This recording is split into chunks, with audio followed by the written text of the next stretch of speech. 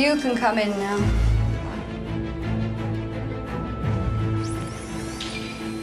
A visit to the dentist is many people's idea of a nightmare. And for much of our history, that's exactly what it was. Agonizing toothaches, horrifying extractions, and ill-fitting false teeth have cast this dark shadow over our dental past. I'm Professor Joanna Bourke, and whilst writing and researching a recent book about the history of pain, I discovered that down the centuries, our teeth have been a constant source of agony, suffering, and woe.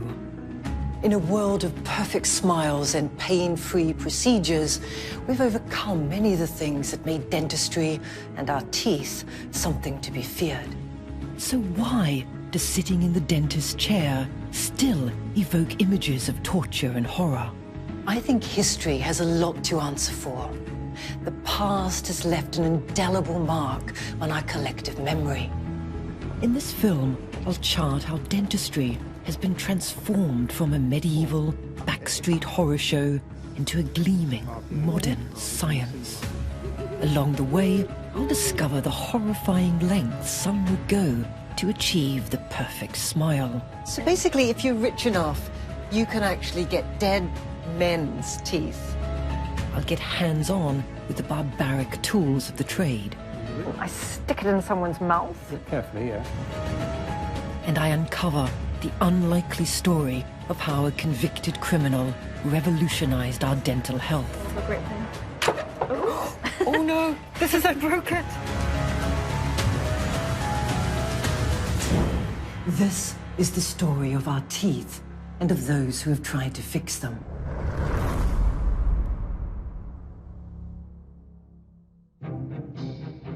Rotten and neglected teeth have been a part of daily life since the dawn of time. But for thousands of years, the only real treatment for a toothache was extraction, and there have always been those willing to oblige. If you had a painful tooth in medieval England, you might take your chances with the brute strength of the local blacksmith, or try your luck with another equally unlikely candidate: the barber. Because in the medieval age, barbers didn't just cut hair. At this modern barbershop, I'm meeting Professor Damien Walmsley, who has researched the brutal beginnings of modern dentistry. Damien, tell me, if we were living in medieval England, and let's say I had a really, really bad toothache, what would I do? Well, it would depend on how much money you had.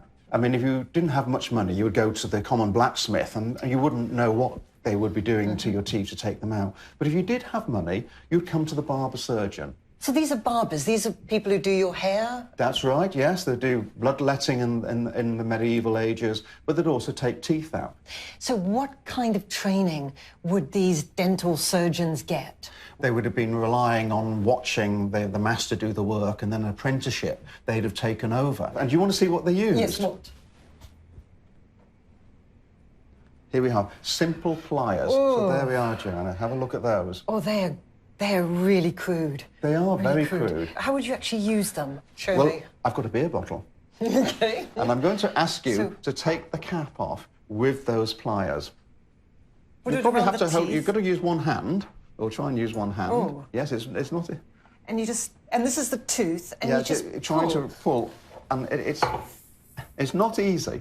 Oh. You've got no leverage No, there. I can't. You've got I no can't. lever, so you can't get at that. So if you're using such instruments, you would have had to try and get a good application, and you probably ended up grabbing most of the bone, the skin. So as you're taking out with this, you probably took out a lot more than the tooth. And that's if you got the right tooth in the first place.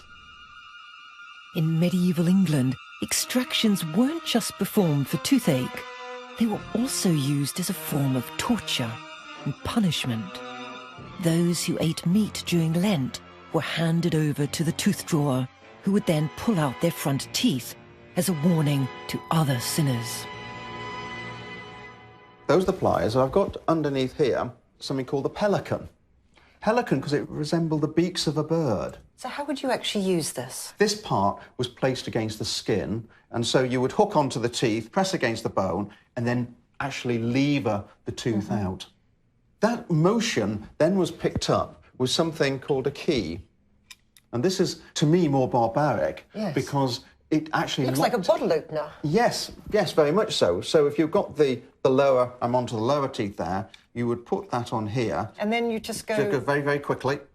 Speed was the essence. Oh! Ow! So you can see that that could have been really catastrophic for the patient. Yes, yeah.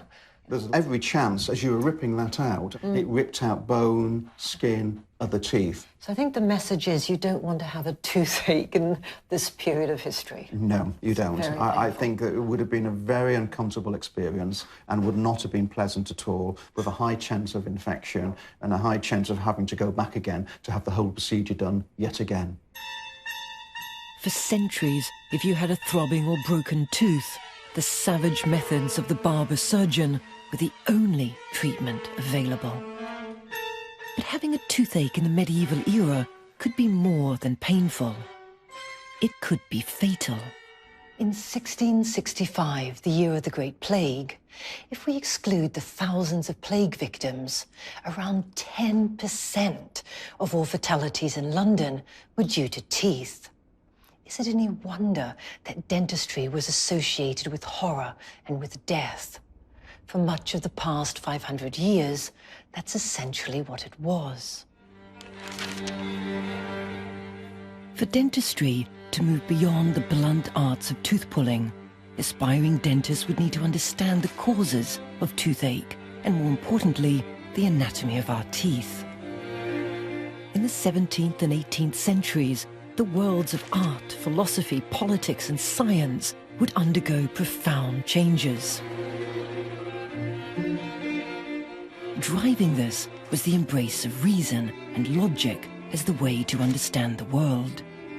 This new movement would become known as the Enlightenment, and dentistry would also be swept up in this intellectual revolution.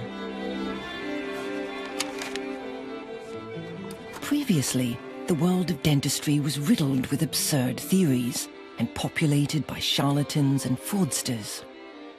Even in the 17th century, a myth still persisted that toothache was caused by worms living in the teeth. Its reputation for quackery and the fact that most dentists were lowly barbers or blacksmiths meant that the profession was held in very low regard.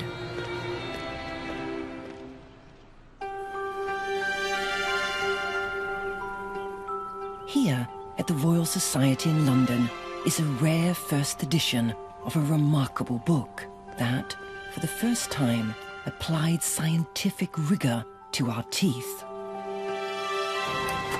Its author was a man named John Hunter, who is often remembered as an anatomist and pioneering surgeon. But Hunter was also a key figure in turning dentistry into a modern science.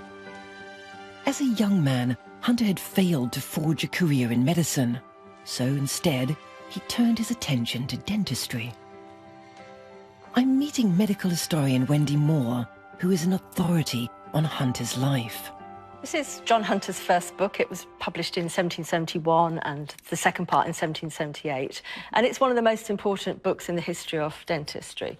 And that's because it's really the first in English comprehensive look at the anatomy of the teeth and the jaws. And it really places dentistry on a scientific basis for the first time. So it's called The Natural History of the Human Teeth. Yep. Explaining their structure, use, formation, growth, and diseases. That's pretty comprehensive. Exactly, and you can see from the contents, he looks at every aspect of the jaw and the teeth, the muscles of the jaw, the structure of the teeth, the substance of the teeth, the number of teeth, and also he describes the classes or the names of the teeth. So before they were known as the incisors, the canines, and the grinders, but he came up with 4 classes of teeth. And he gives them the names of incisors, cuspids, bicuspids, and molars. Hunter's naming and classification of the teeth is still in use around the world today. He discusses the importance of cleaning the teeth. He actually mentions eating fruit and salad to keep the teeth clean. He talks about decay, but perhaps what's most remarkable about the book is these exquisite drawings. They're amazing. They're so detailed. They're absolutely beautiful and beautifully accurate. Yes. From different angles. And here's a lovely cross-section of the jaw showing the roots of the teeth, which they called fangs at the time. So these really detailed illustrations, these would have been used for teaching purposes primarily, is that right? Well, partly, yes. I mean, certainly for teaching students and also qualified surgeons and physicians, but also general interest. People would buy the book as a work of art and as an instructive manual. At the time, dentistry was really looked down upon by most physicians and surgeons. And effectively, what he did was to make dentistry a respectable profession. As well as setting dentistry on the road to becoming this modern science, Hunter's book also popularized a rather controversial dental procedure, the transplanting of human teeth. In this satirical cartoon, a dentist is pulling the teeth from a chimney sweep, ready to be implanted into the waiting mouth of an aristocratic lady. Lurking in the background is a grotesque character inspecting his new set of gnashes, which had been pulled from two poor children. Few of these transplanted teeth took permanent root, and there was a real risk of contracting diseases like syphilis. But that didn't deter the vain rich. John Hunter had fueled a craze, which meant the teeth of the poor became a prized asset to be bought and sold. But within a few years, it was the teeth of the dead that would grab the public's imagination.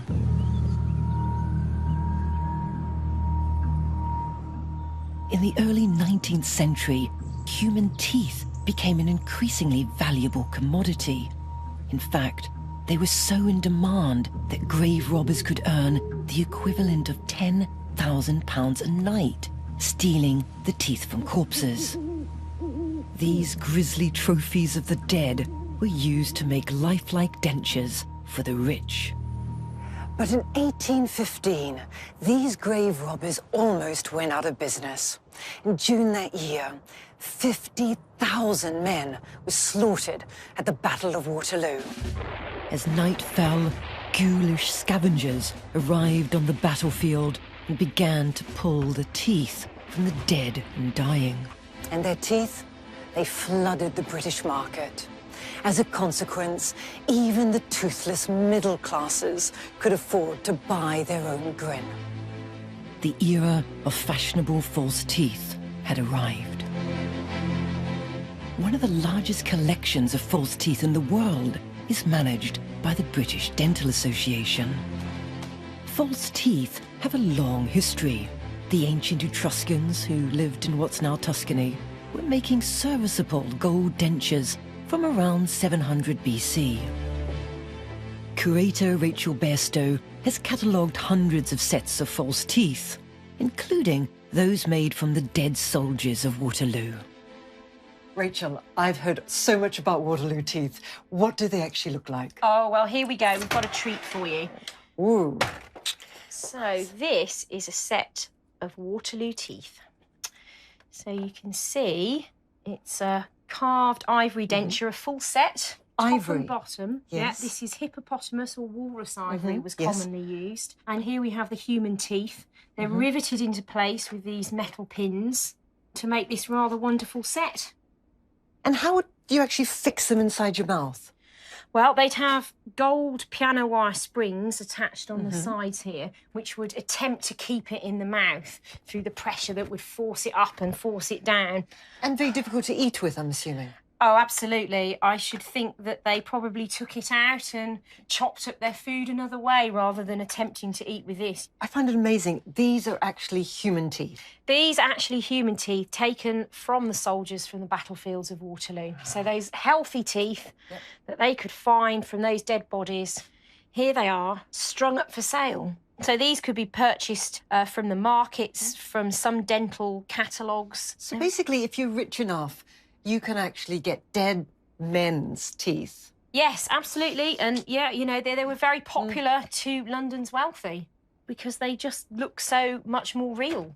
How long would they actually last in someone's mouth? Not very long. If you got to imagine that this is probably a putrid mouth already, there's a lot going on in there. It's not very nice. And ivory is going to decay and it's going to rot in the mouth. So no, for such an expensive set, they're really not going to last very long. As ivory dentures would rot in the mouth, social gatherings would have been unbelievably smelly due to all the reeking breath. In the 19th century, the trend for ladies to carry fans wasn't anything to do with flirting, but to keep bad breath from delicate noses. So it's one size fits all. There must have been unhappy customers, to put it mildly. There were unhappy customers, and this is a letter from a vicar in Wales who is actually complaining about his set of porcelain teeth here. Okay, so this is a Thomas Bateman, 1810. Yes, and he's writing to a dentist in London, and he's complaining that his set of mail-order teeth don't fit. And what can be done? But there's no way of measuring the mouth, and it literally is mail order, one size fits all. Yeah. So this is not a good solution. When does this start improving? It starts improving in the 1840s. And so long after Bateman? Long after Bateman, I'm afraid. He doesn't get the benefit of vulcanite. OK, so this is vulcanite. So yes. This is a rubber coming from America. It's a lot lighter. It's a lot lighter. Yeah. It's much cheaper. It's much more cost-effective. It's much easier for the dentist to make this. And it looks better. It looks better. Yeah. It's pink. It's pink, yes. It looks better. It would fit better. It's more easy to eat with these ones? Yes, it's much easier to eat with these. They were cheaper to mend and fix.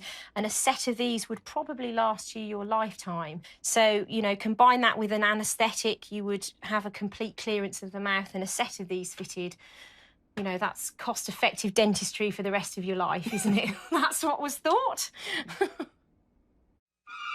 False teeth were a potent symbol of the dentist's stock in trade. Bloody and painful extractions. To protect our teeth from the ravages of decay, new inventions would be needed to help keep them clean.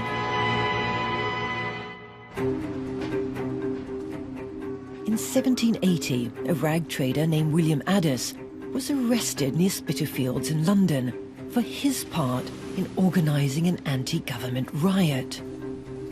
He was found guilty and thrown into Newgate jail. While sitting in his squalid new home, he had a remarkable brainwave. In his cell, William Addis was attempting to clean his teeth using a piece of old rag when he saw a broom in the corner. Realising that a brush would be much more effective, he set about making a prototype. Addis had used a piece of bone left over from his supper to make a handle, and he persuaded a guard to buy him some bristles. The modern toothbrush was born.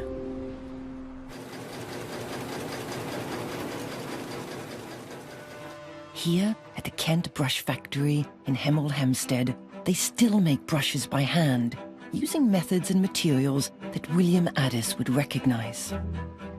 When he started experimenting with his new invention, William Addis realised that for an effective but gentle brush, he would need to add a rather special ingredient: pig bristles. Today, Kent imports their fine pig hair from Siberia, where the cold climate produces a sturdy bristle, perfect for toothbrushes. So how long would it take to make just one toothbrush? It takes me about 15 minutes. 15 minutes, that's a long time. Yeah. Yeah, because of course when they were first made, they were all done by piecework. Yeah. So you only got paid for the ones you made. So obviously speed was the really most important thing. Dawn, I've been watching you now for a while. I don't think I can do this, but can I have a go, at least trying to? Yeah, you're my guest. Oh dear. So what do I do, Dawn? Talk me through this. Right, you've got to make a loop. Make a loop? Oh yes, make a loop. If you poke it through the Poke it through a hole. Is that at the hole? No, it's not going Just be through. nice and straight. Oh dear. I'm going to mess up this one for you, aren't I? That's all right. Oh dear. There, I've done it. I've got it through the hole. Okay, then you... Okay, then I make them... I watched this bit of what you were doing really carefully. Then you put it in and then you divide in half. You put it like that. Halfway, yeah. Bend it in half. Bend it in half? So they're both straight. Oh, that's hard to do. Yeah, takes a bit of practice. They're really tough. Okay, then I just pull it, do I? Yeah, the long bit. The long bit? Okay. That's... Get more of a grip then. Oh no, I broke it. This is when you have to start again, isn't it? Yeah. Oh. Well, take a few bunches out, yeah. I'm really sorry, That's Dawn. all right, don't worry. Okay, so I've really messed up badly here. And if this was piecework, you would have just lost actually a sizable part of your daily income. Yeah. Okay, that's as good as I can do.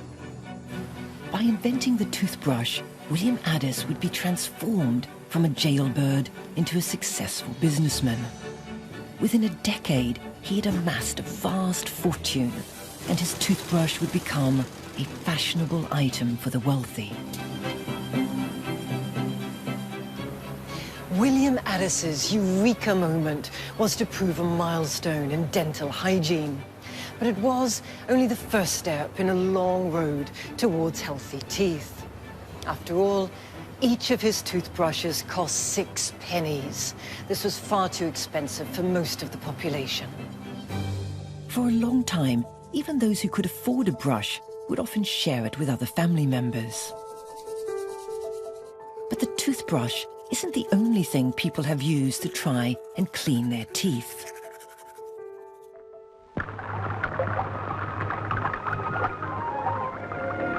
It's tingling fresh. It's fresh as ice. It's Gibbs SR. In September 1955, this was the first ever advert seen on British television screens. A milestone for both TV and our teeth. See your dentist regularly and brush with SR, the tingling fresh toothpaste for teeth and gums. Gibbs SR. Using weird and wonderful concoctions to clean our teeth isn't a modern invention. It stretches back thousands of years. In ancient Rome, it was common to rinse your mouth with urine in order to give them a pearly white appearance.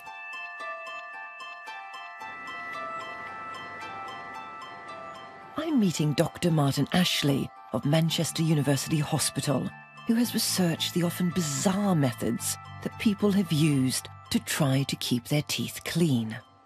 So look, Martin, what really interests me is how did people actually brush their teeth in the past? Well, Joanna, way before we got toothbrushes, some people liked the idea of having clean teeth. Not everybody, but some people did, and they would use pretty much whatever they could get their hands on. And they recognised the need for something a little bit abrasive to clean the dirt off their teeth. This is oyster shells that are ground up. Can I touch? Yeah, by all means, yeah. Ooh, it's pretty abrasive. It is, isn't it? Rather than show that on my own teeth, I'm going to show you on a Perspex block that we have. We use this when toothbrushes are being tested and toothpaste. It's not quite as hard as enamel, but if we see an effect on the plastic here, we know eventually it would affect the enamel as well. So you just use your finger? Yeah, we believe so. And so forgive me, I won't do it. But to apply that to the surface of a block there. Oh, yeah. And presumably that's about the pressure we would use, finger pressure on there. And do this. Yeah. I can feel the roughness there. Yeah. This is 1 day. This is 1 day's worth of brushing. You can feel the difference there. So it doesn't look a lot. Yes. But the next day and the next day, and do this year after year. Yeah. And there'll be nothing left of the teeth. It's too abrasive. Yes. OK, this would be better, though. This seems... What is this one? This is soot. This is chimney soot. And so, again, readily available. Rather than just use their finger there, they probably would have used a bit of lint or some sort of cloth. So what period are we talking about for this? Probably Tudor times, I think. And then rubbing some soot on your teeth. And what we... Well, that's a bit smoother, isn't it? It is. It's not nothing like as gritty as this, and it tends to break up gradually in the water. But the idea, I suppose, it came from a fire, so it was thought to be clean. Yeah. And then a mouthful of this looked very dirty, and then as you spat out and rinsed out, your white teeth emerged and looked clean, and as much the contrast, the darkness as anything else. My least favourite one, yes, my least favourite. The idea of... Can I... Yeah, again, this is brick dust. Oh, I can hear it. Goes right through, doesn't it? Oh, that's awful. I can't imagine this in my mouth. So this would really wreck your teeth. Yeah, if I just wipe that clean for you, you feel the difference there. That's that draws very into- abrasive. yeah. That's the worst, I think. Yeah. What would happen if you brushed your teeth with this every day? Immediately you're getting through onto the enamel of the teeth, and it would just scratch it through and through, so the protective coating goes, the natural bright surface from the tooth goes. Without the enamel there, the tooth is even less resistant to the abrasions. It wasn't just cleaning our teeth that caused problems. Throughout history, teeth have been at the mercy of everything we've put in our mouths. Jerry knows that there are certain foods we should eat to help keep our bodies healthy and develop healthy teeth. Why, this very morning, Jerry and his sister Susie started with a good, nourishing breakfast, because eating the right foods can help you to keep healthy, and your teeth will have a better chance to grow and develop. Unfortunately, we've not always been as well informed as Jerry. For huge swathes of the past, what we ate had a pretty disastrous impact on our teeth. In the Museum of London's archives is a unique record of the changing state of British mouths. In these boxes are the remains of hundreds of long-dead Londoners. Each and every one can tell us something about the diet and bad habits of the past. I'm meeting archaeologist Mike Henderson, who has spent years charting the changing fortunes of our dental health. Teeth are one of the hardest, densest substances in the human body, and so we can get lots of information about a person's diet, their health, their oral hygiene. So one of the things we see commonly in the medieval and earlier populations is dental attrition. So this is wear on the surfaces of the teeth. So you can see here that the teeth have worn down to the dentine, this orange surface there. And that's because the diet was a lot coarser. If you imagine grinding flour on a mortar to make bread, parts of grit are going to get incorporated in that. And as you eat that, it wears the teeth down over time. Once the stone and grit in bread wore your teeth to the pulp, the nerves would be exposed, and it's likely you'd be in constant agony and suffering. And this one here, this looks also like a person who's got a bad toothache or a lot of bad toothache. Now, if you have a lot of cavities, a side effect could be bacteria enters the tooth, and if it reaches the pulp chamber and starts to cause inflammation, pus starts to build up and causes a lot of pressure, and it needs to escape. And this is where you see these sinuses, these abscesses forming. So this is where pus has tried to escape the jaw. Yes, to relieve the pressure. But the pain and decay of the past would be nothing compared to what would happen when our teeth were exposed to a new luxury commodity. Towards the 18th, 19th century, as sugar becomes more commonplace in the diet, more affordable, all rates of dental disease, decay start to shoot up. This one here looks a very serious case. I mean, as far as I can see, he or she doesn't seem to have any teeth. So this is an older female, potentially as a result of decay. She has lost all of her teeth. You are more likely to lose teeth as you get older. You're more exposed to sugar in the diet. But people also had their teeth taken out to prevent further suffering in life. I'm a modern historian, so I'm actually much more used to dealing with paper in an archive rather than dismembered human skulls. But it really is fascinating to see evidence for what diet and sugar did to our teeth. The arrival of sugar on British shores was a dark day for our teeth. And our insatiable appetite for all things sweet would have huge social, political, and economic consequences. From its very beginnings, the British Empire was built on the back of the sugar trade. From the 16th century, vast sugar plantations in the West Indies churned out massive quantities of raw cane sugar for export to Europe.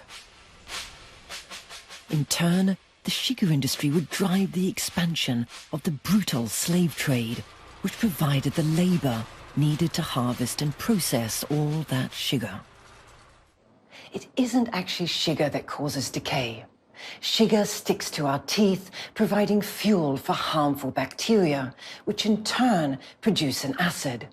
It's this acid that corrodes tooth enamel, eventually leading to cavities.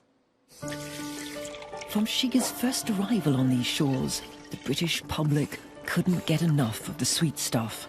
And over the next few centuries, our teeth would suffer the consequences.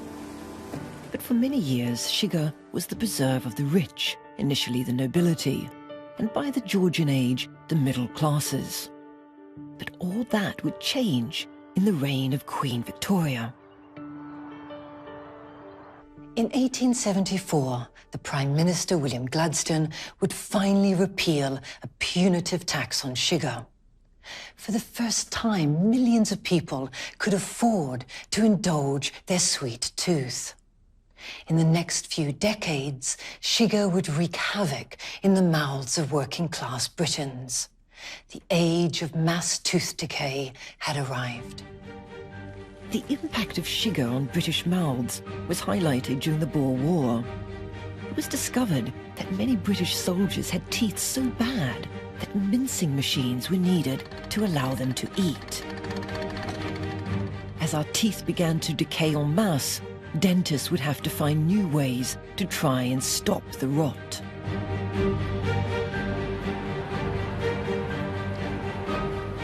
In the past, a cavity would usually spell the end for a tooth.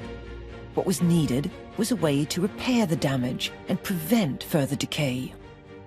One Victorian solution was to hammer small lumps of gold into the cavity, a long and painful procedure.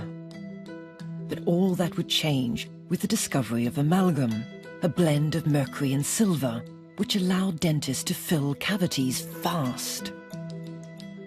But fillings would only really become successful when dentists also had the means to quickly and effectively remove the decay.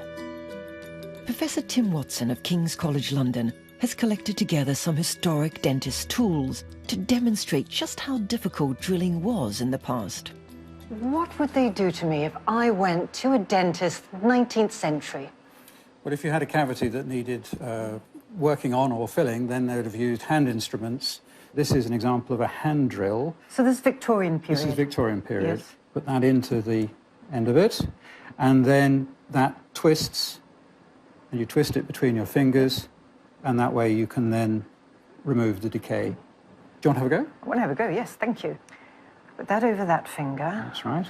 Very good. Then Like a dentist over here. Oh, OK, and it just sort of rests in there. That's right. And then I stick it in someone's mouth. Yeah, carefully, yes. Carefully, Yeah. yes, and hope you don't go where you shouldn't. I just stab them. Absolutely. OK, so it would be really quite tricky to use, and it would only work actually in the very soft decay. It wouldn't cut the sound surface of the tooth at all. It's no wonder that Victorian dentists had such trouble drilling teeth by hand. On a mineral hardness scale, tooth enamel ranks as tougher than steel. So this is very, very slow. What came after this? Well, there were various inventions of mechanical ways to drive the burr around quicker, but the thing that revolutionized dentistry was the development of the treadle dental engine. Oh, this looks more elaborate. What we have here is a handpiece and a mechanical drive, and that was powered by a treadle, which was foot-operated.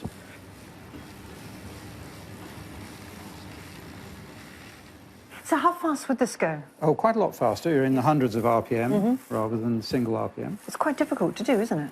It requires coordination. Can I have a go at this as well? Okay, there we go. Okay.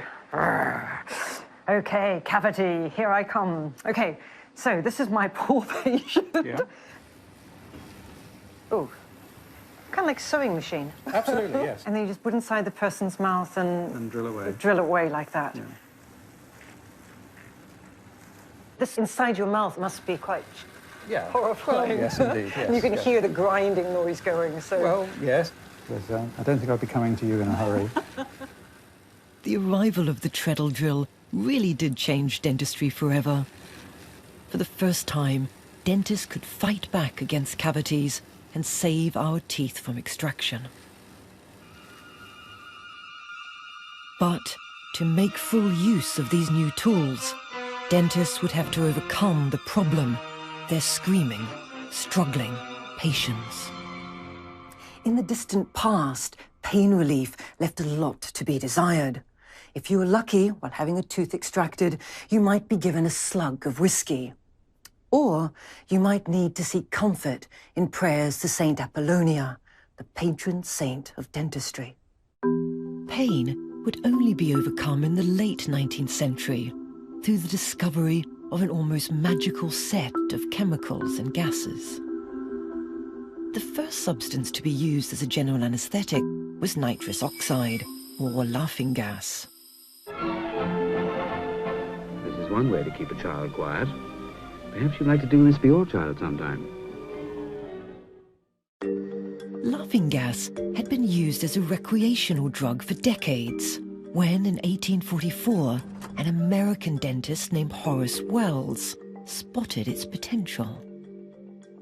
One day, Horace Wells was sitting in the audience of a laughing gas roadshow, where members of the audience would be invited on stage to try some gas. Once intoxicated, these guinea pigs provided entertainment for the rest of the audience. But then, Wells noticed a very interesting thing. One man came off the stage with a very serious gash in his leg, but he felt no pain. To discover just how effective nitrous oxide is, I'm going to be administered a carefully controlled dose of gas and air, the same mixture of oxygen and laughing gas used in maternity wards. In 1844, when Horace Wells experimented on himself, he had a friend pull out a tooth. Well, I'm not going to have a tooth extracted, but I do want to test its pain-relieving properties. I have a needle here. Let me just prick myself. Ouch! That really, really hurt. Let's see if this works.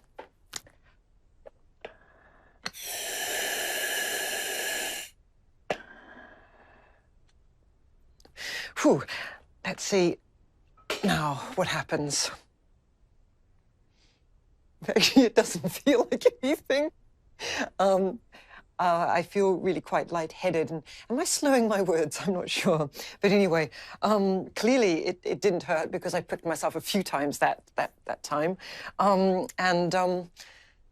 I don't really know what to say now. Just cut. Okay. Nitrous oxide undoubtedly worked, but during a public demonstration, Wells failed to give his patient enough gas. He was humiliated and his discovery discredited in the eyes of the medical profession. But that wasn't the end of the story for pain relief. And to find out what happened next, I've come to the School of Pharmacy at University College London. I'm meeting Dr. Stephanie Snow, an authority on the history of anaesthesia. So, laughing gas is not working. So what comes next? Well, soon after, dentists and surgeons began to use chemicals. First, they start with ether, and then they use chloroform. Ether is discovered first by American dentists. It was a safer anaesthetic than chloroform, but it was harder to establish unconsciousness. So how do they administer these drugs? And are they both administered in practically the same ways? Yes, the chloroform would be dropped or poured onto a sponge. So this is just an ordinary sponge? Yep, just an ordinary sponge. The sponge would then be wrapped up in a cloth, a handkerchief, whatever they had to hand, and then it would be pushed over the patient's nose and mouth, and really they would have to be held. That's really suffocating. That's right, yes. So this is a very imprecise method of administering anaesthetic. Completely. I mean, if we look at this, a fatal dose would be something around 30 mils, which would be around that. So if you're using a spoon or a dropper even, it's very easy to go over without realising it. So there were quite a few fatalities? Yes. Chloroform particularly had a high level of fatalities. And it was really because of that that by the 1860s, dentists started going back to using nitrous oxide because it was much safer. Despite the risks, ether and chloroform continued to be widely used alongside laughing gas. But another discovery would soon change pain relief forever. Well, ether and chloroform were general anaesthetics. What dentists really needed was a way of targeting pain relief, of being able to numb and deaden pain just in one small place in the mouth or jaw.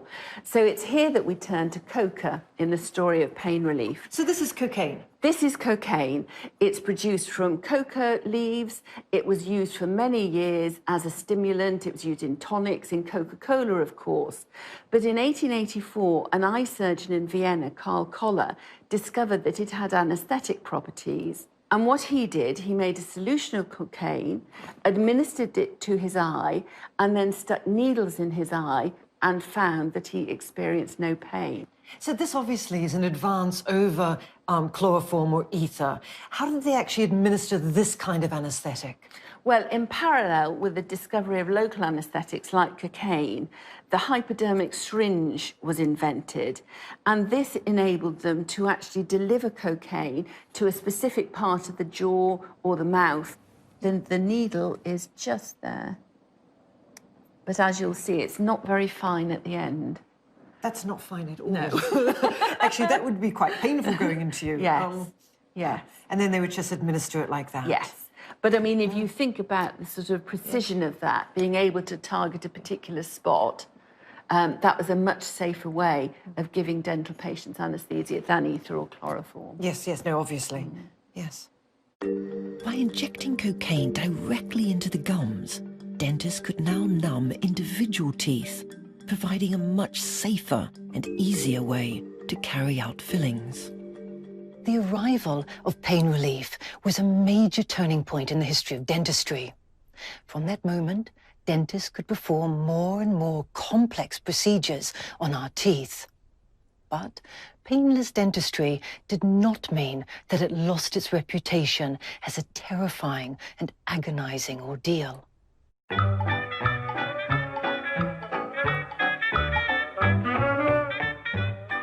Nothing better demonstrates the public perception of dentistry than the release in July 1914 of Charlie Chaplin's film, Laughing Gas.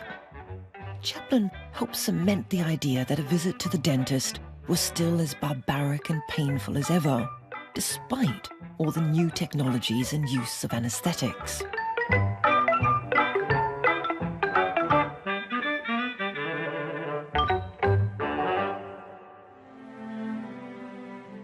Just a month after the release of Chaplin's film, dentistry would take another huge leap forward during the calamity of the First World War.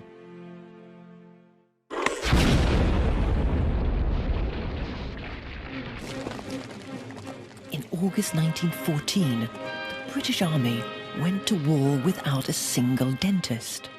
But that would change when one of the most senior British generals got a toothache. When General Douglas Haig was struck down with a sore tooth, he was shocked to discover that there wasn't anyone in British uniform who could help. Instead, a French civilian had to ease his suffering. Haig's toothache would have an immediate impact. By the end of 1914, there were 20 dentists at the front and over 850 by the war's end. But dentists weren't just needed for toothaches, fillings, and dentures. The nature of trench warfare meant that soldiers' heads were often exposed to fire. And high-velocity bullets and shrapnel smashed faces beyond recognition. Huge numbers of men flooded back to Britain with faces seemingly damaged beyond repair. Many of their injuries were so severe, it seemed a miracle they had survived at all. Working in conjunction with plastic surgeons, dentists would be at the forefront of rebuilding these men's faces and their lives.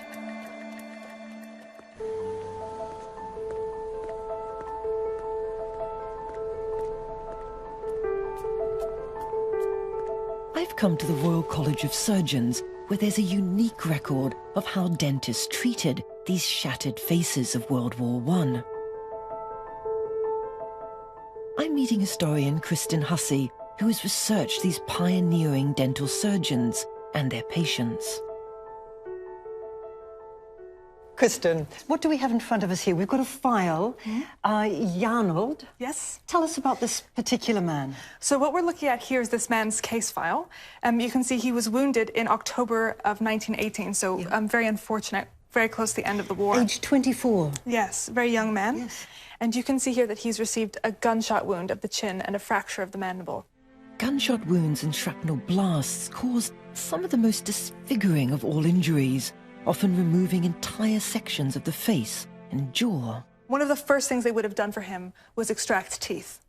Now, teeth would often have become septic on the trip from the continent back to Britain, so they were one of the first things to go, and indeed, dental surgeons would have been one of the first people he encountered. What did the dental surgeons actually do? What were they able to do in this period?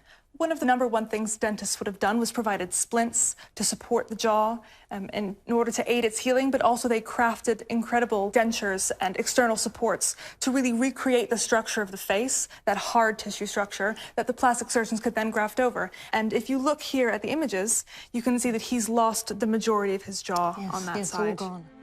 Private Jarnold's injured chin was being repaired with a tubular skin graft growing from his neck.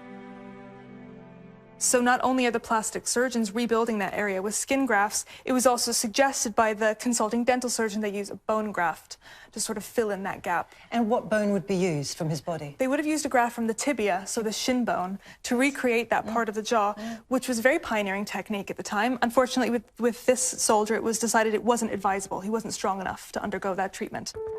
In the course of the war, over 60,000 British soldiers received facial injuries. These wounds were often so severe that dentists had little idea what they were dealing with, so specialized techniques were needed to diagnose and plan treatment. One method was to make dental casts of the injured soldiers' mouths. This is quite a striking image. You can see that the gunshot has entered the jaw just there, carrying away a significant proportion of the bone. So what would happen to a man with a wound like this? Well, this dental cast would have been really the first step towards his healing because it would have helped them visualize the injury, but also plan the procedures, the surgical operations to be carried out.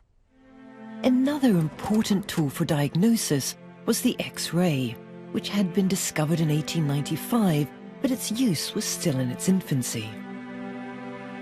Dentists and plastic surgeons adapted and improved existing techniques for use on the face. I thought you would be interested in seeing this one. So what is this? What does this show? You can see the extent of the gunshot injury of the lower jaw. Obviously, it's been splinted, probably by someone in a clearing station to send them back to Britain. But all of these dark spots you can see are dirt and probably cloth that have become caught in the wound when the blast was received to the face. So we have a real problem here with infection. Exactly. And that was why the dental surgeons were so important in removing teeth. They were trying to make the mouth and the oral cavity no longer infected so they could proceed with treatment. It was a challenge for dental surgeons to try and tackle the extent of these injuries that they had never experienced in peacetime. But for the soldiers who had facial injuries in the war, there really was no final end point. It was always going to be a struggle for them.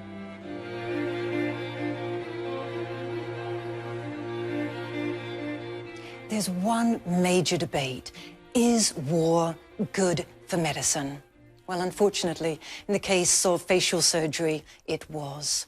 In the crucible of the First World War, it took pioneers to radically transform surgical practices.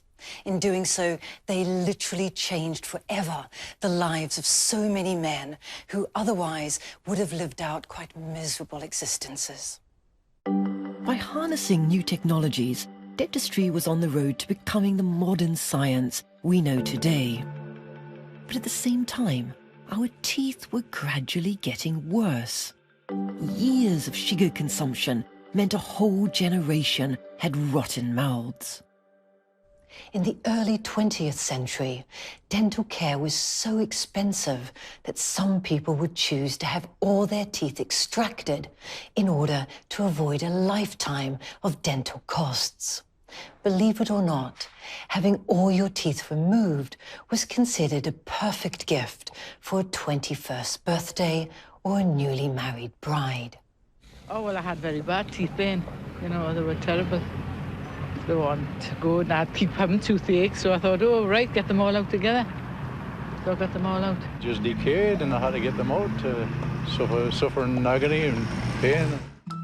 The universally terrible state of British teeth would take on a whole new importance during the Second World War. Bad teeth wouldn't just be a national embarrassment, they'd become a matter of life and death.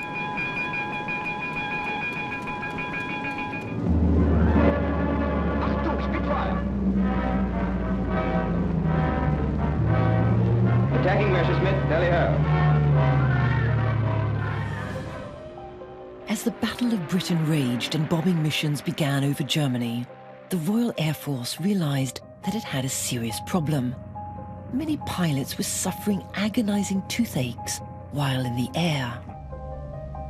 At high altitudes, cavities and defects in the teeth could become acutely painful, and in consequence, some 5% of missions were being aborted due to toothache. With aircrew in desperately short supply, something needed to be done urgently. To get pilots' teeth in shape, the RAF drafted in a band of young women who would teach them how to clean their teeth and correct years of neglect. These women would become Britain's first hygienists. Frida Rimini qualified soon after the war's end, but completed the same course as the first wave of RAF hygienists. The training they underwent was often quite bizarre. I remember we started off by carving wax blocks. We were given a tooth and we had to reproduce the tooth. This was to increase our manual dexterity, which I think it did. After we had done that, we moved on to door handles. These were mounted onto the headrest of the dental chair, and the door handle was painted. And we then, with a variety of instruments, had to remove the paint. And having removed the paint, it was then replaced, and we removed it again. Having trained for 9 months, scraping paint and learning about anatomy, hygienists went to work immediately, improving the teeth of pilots and aircrew. In those days, the mouths were pretty awful, really. And we'd remove all the debris, and then we'd suggest that they used a toothbrush, might be a good idea. And then we sent them away, and they came back 6 months later, and we did it all again. Within just a few years, a trip to the dentist wouldn't be complete without a hygienist giving you a scale and polish, and perhaps a bit of friendly brushing advice. It takes at least 200 brush strokes to get around a complete set of teeth properly. And Sally is told that this should take her approximately 3 minutes every time she cleans her teeth.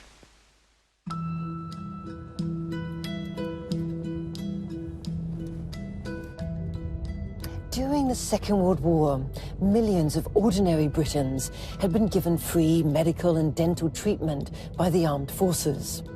When peace finally arrived, many believed that this duty of care should be taken on by the state.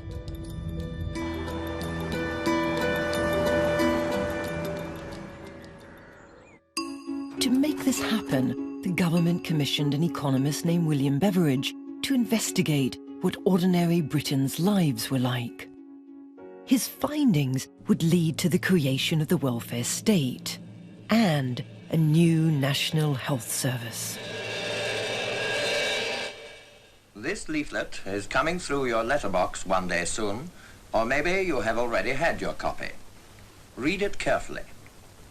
It tells you what the new National Health Service is and how you can use what it offers.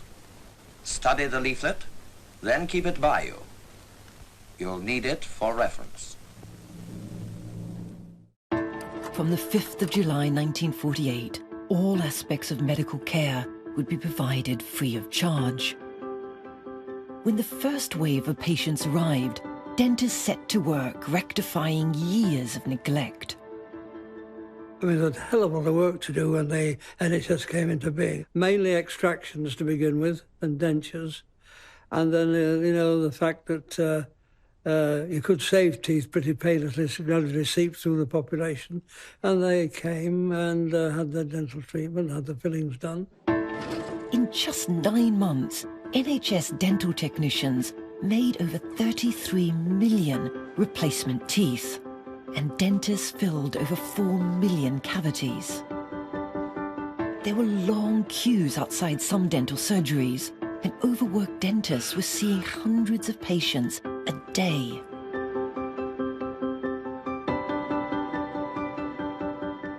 In the first few years, the NHS dental budget was more than double what had been planned. So, in the early 1950s, charges for dental treatment had to be introduced. The arrival of the NHS was probably the most important change in British dentistry. After all, for the first time, ordinary people could afford to go to the dentist.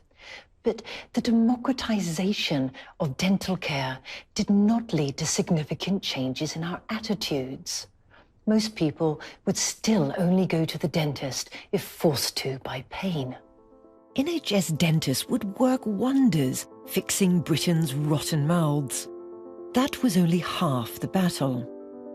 The war for Britain's teeth would be won not in the dentist's chair, but in the bathroom. Of the thousands of new innovations and dental products that found their way into British homes, there was one that really would transform the state of our teeth. I've heard a great deal about a chemical that can be used on the teeth to help prevent decay. Is that a good thing to use? It certainly is. We use a fluoride solution, and we have evidence that for some people, this fluoride treatment helps prevent decay. The addition of fluoride to toothpastes and some water supplies, coupled with increasing numbers of people cleaning their teeth, had a dramatic impact on British mouths. In the 1960s, over 40% of all adults had no teeth at all. But by the year 2000, that figure had fallen to just 6%. British mouths had been transformed beyond recognition in just a few decades. And today, a set of healthy, straight white teeth is considered a mark of wealth and success. If you can afford it, you too can be the proud owner of a perfect smile.